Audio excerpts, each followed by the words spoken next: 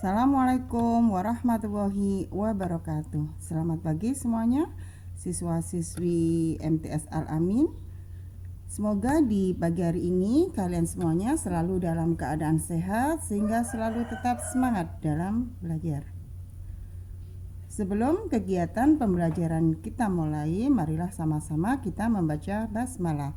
Bismillahirrahmanirrahim. Berjumpa lagi dengan Ibu dalam pembelajaran Ilmu Pengetahuan Sosial kelas 7. Adapun materi yang akan kita bahas yaitu bab 4, kehidupan masyarakat Indonesia pada masa praaksara, Hindu-Buddha dan Islam. Sedangkan pokok pembahasan A yaitu kehidupan pada masa praaksara. 1. Mengenal masa praaksara. 2. Periodisasi masa praaksara. Dengan tujuan pembelajaran, peserta didik mampu mendeskripsikan kehidupan pada masa praaksara dengan tepat. Masa praaksara, Hindu, Buddha, dan Islam merupakan periode sejarah yang memiliki keterkaitan. Ketiga masa ini selalu secara kronologis dan berkesinambungan. Masa praaksara Hindu, Buddha, dan Islam merupakan fondasi bagi kajian sejarah di Indonesia. Keberadaan ketiga masa ini menandakan bangsa Indonesia memiliki dasar peradaban yang kuat dan kokoh. A. Kehidupan pada masa praaksara. 1. Mengenal masa praaksara. Praaksara berasal dari gabungan kata yaitu pra dan aksara. Pra artinya sebelum dan aksara berarti tulisan. Dengan demikian, yang dimaksud masa praaksara adalah masa sebelum manusia mengenal bentuk tulisan. Masa praaksara disebut juga dengan masa nirleka. Nir artinya tidak ada dan leka artinya tulisan, yaitu masa tidak ada tulisan. Masa praaksara disebut juga dengan masa prasejarah, yaitu suatu masa di mana manusia belum mengenal tulisan. 2.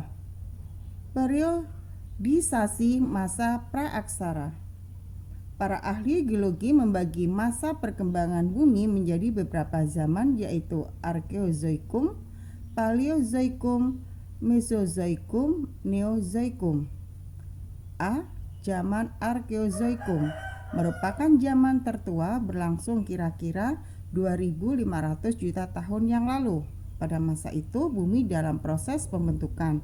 Permukaan bumi masih sangat panas sehingga belum terdapat makhluk hidup yang tinggal di permukaan bumi. B. Zaman Paleozoikum disebut juga sebagai zaman primer berlangsung kira-kira 340 juta tahun yang lalu. Zaman ini ditandai dengan terjadinya penurunan suhu yang amat drastis di bumi, sehingga bumi merasa dingin. Pada masa inilah makhluk hidup pertama kali diperkirakan muncul, yaitu makhluk bersel satu dan tidak bertulang belakang. Contohnya di sini seperti bakteri serta sejenis amfibi dan cacing. C. Zaman Mesozoikum disebut juga sebagai zaman sekunder berlangsung kira-kira 140 juta tahun yang lalu. Nah, di mana zaman ini ditandai dengan munculnya hewan-hewan reptil besar. Seperti apa? Dinosaurus. Oleh karena itu, zaman ini disebut juga dengan zaman reptil. D. Zaman Neozoikum. Zaman ini berlangsung kira-kira 60 juta tahun yang lalu. Kehidupan di zaman ini mulai stabil, berkembang, dan beragam. Zaman ini juga dibagi menjadi dua zaman, yaitu zaman tersier ditandai dengan mulai berkurangnya hewan-hewan besar, telah memiliki berbagai jenis binatang menyusui, diantaranya kera dan monyet. Yang kedua, zaman kuarter ditandai dengan munculnya tanda-tanda kehidupan manusia purba.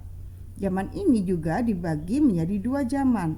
Yang pertama yaitu zaman Pleistocene, zaman glasil Masa ini ditandai mulai mencairnya es di kutub utara karena perubahan iklim berlangsung sekitar 600.000 tahun yang lalu. Pada masa inilah kehidupan manusia mulai ada. Yang kedua, zaman Holocene. Masa ini ditandai dengan munculnya Homo sapiens, di mana zaman Homo sapiens merupakan pertama nenek moyang manusia modern saat ini. Masa ini berlangsung sekitar 20.000 tahun yang lalu. Periodisasi secara arkeologis didasarkan atas hasil-hasil temuan benda-benda peninggalan yang dihasilkan oleh manusia yang hidup pada masa zaman praaksara. Berdasarkan penelitian terhadap benda-benda tersebut, di sini masa praaksara dibedakan menjadi dua zaman. Yang pertama yaitu zaman batu dan yang kedua zaman logam. Sedangkan zaman batu adalah zaman di mana sebagian besar perkakas atau perlengkapan penunjang kehidupan manusia itu terbuat dari batu, berdasarkan hasil temuan alat-alat yang digunakan dan dari cara pengerjaannya. Nah, zaman batu juga dibagi menjadi tiga. Yang pertama yaitu zaman Paleolitikum atau zaman batu tua. Zaman Paleolitikum adalah pembagian zaman batu pada masa prasejarah berdasarkan arkeologi. Paleolitikum artinya zaman batu tua yang ditandai dengan penggunaan perlengkapan atau berkakas atau alat manusia pada zaman batu yang masih berbentuk yang sangat sederhana, atau juga bisa masih disebut secara primitif dan masih sangat kasar. Ciri-ciri manusia zaman Paleolitikum adalah sebagai berikut. 1. Hidupnya berkelompok dan tinggal di sekitar aliran sungai, gua, ataupun tinggal di atas pohon. 2. Mereka mengandalkan makanan dari alam dengan teknik berburu. 3. Mereka tidak nomaden, yaitu selalu berpindah dari satu tempat ke tempat yang lain. 4. Jenis manusia purba yang hidup di zaman Paleolitikum yaitu Pithecanthropus erectus. Kebudayaan di sini bisa kita lihat, bisa ditemukan di daerah Pacitan dengan manusia purba Pithecanthropus dan kebudayaan Ngandong dengan manusia purba Homo wajakensis serta Soluensis adalah kedua jenis kebudayaan yang dihasilkan pada zaman tersebut. B. Zaman Mesolitikum atau juga disebut dengan zaman Batu Tengah. Zaman ini diperkirakan mulai pada akhir zaman es, yaitu sekitar 10.000 tahun yang lalu. Nah, di sini diperkirakan manusia pada zaman ini adalah bangsa Melanosiden yang menjadi nenek moyang orang Papua, orang Seman, ya. Nah, di sini masyarakat pada masa prasejarah berdasarkan arkeologi ini masih hidup nomaden dan melakukan berburu dan menangkap ikan. Tinggalnya di mana? Di gua-gua dan daerah perbukitan.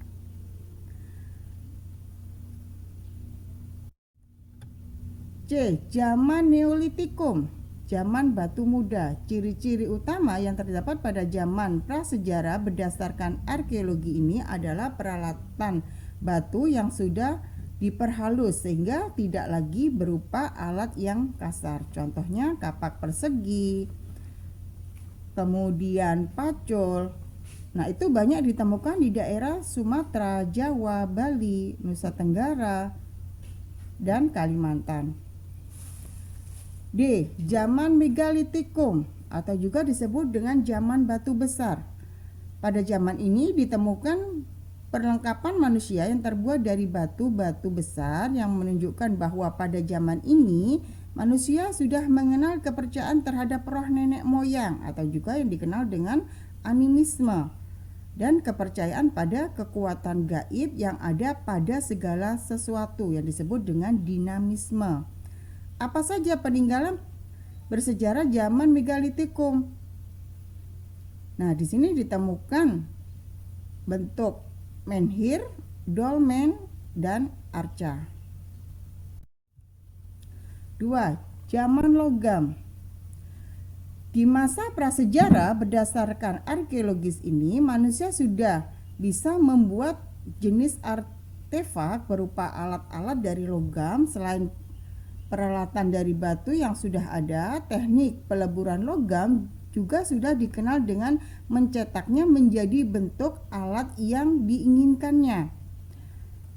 Nah, di sini ada dua macam teknik pembuatan pada kebudayaan logam, yaitu dengan cara cetakan batu dan menggunakan cetakan tanah liat.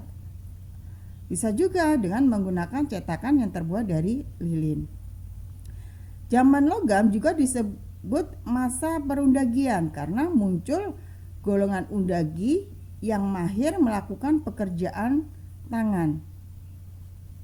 Zaman logam itu sendiri terbagi menjadi 3. Zaman tembaga yang pertama, yang kedua zaman perunggu, dan yang ketiga zaman besi.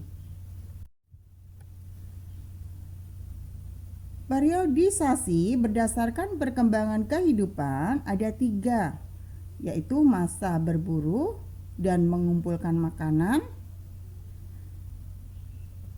masa bercocok tanam, dan masa perundagian. Kelebihan dan kekurangannya bisa kalian lihat ya. Yang pertama, masa berburu dan meramu. Kelebihannya apa? Di sini ya, kelebihannya adalah masyarakat mengambil makanan langsung dari alam, sedangkan kekurangannya yaitu hidupnya suka berpindah-pindah tempat. 2. Masa bercocok tanam. Kelebihannya yaitu sudah ada desa karena masyarakat sudah tidak lagi hidup secara berpindah-pindah, sudah menetap. 3. Masa perundagian. Kelebihannya yaitu kehidupan masyarakat itu sudah lebih maju dan lebih teratur. Nah, itu tadi anak-anakku semuanya pembelajaran kita pada pagi hari ini. Ibu akan memberikan kalian tugas, kalian bisa kerjakan di rumah. Soalnya berbentuk esai nomor 1 sampai dengan nomor 4 ya. Jawabannya kalian cukup menulis jawabannya saja, kemudian kalian upload di penilaian pengetahuan. Ingat ya, batas mengerjakan sampai jam 1 atau jam 13. Untuk mengakhiri kegiatan kita pada pagi hari ini, marilah kita tutup dengan bacaan hamdalah. Alhamdulillahirabbil alamin. Wassalamualaikum warahmatullahi wabarakatuh.